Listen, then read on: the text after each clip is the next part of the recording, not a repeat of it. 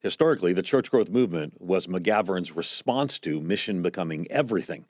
So Stephen Neal has a famous quote, when everything is mission, nothing is mission. So you can't just, right now, at our ages, we look at the church growth movement and we all kind of emerged out of that, but don't caricature the church growth movement. The church growth movement came out of an understanding of mission that was shaped from the conciliar missions movement, shaped out of Willingen, the missionary conference at Willingen, that actually made mission everything. It was separate from the church. And so the church growth movement said no.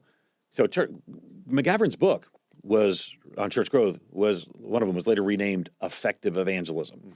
So McGavran wanted to see people become followers of Jesus in Christian communities. So I very much relate to McGavran. But remember, he was a missiologist. So Newbegin's story is a lot like McGavran's story. McGavran focused on conversion of people groups, which he was in India also. He was in India also. And we would look today at, if we read McGavran's book without seeing where it went in the church growth movement, as missiologists, I think all three of us use that term to describe ourselves, we'd be like, yeah, I'm tracking with that. So the church growth movement was a response to the Missio Dei movement in many ways, and the missional church movement was a response to the church growth movement, in that it became so pragmatic, so theological, so methodological mania. And so it said, how do we rediscover the richness of the Missio Dei? What is it?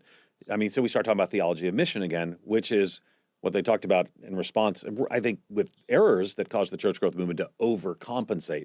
So I think it's real important too, because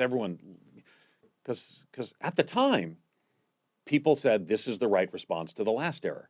And then this becomes the error in response to the last error. And then, so we're walking in a stream right now where we're making the right response to the last error, but 10 years from now, someone's going to come along, 20 years from now, and make the response to our error where we overcompensated as well. Unfortunately, it is very much a pendulum. These things do happen.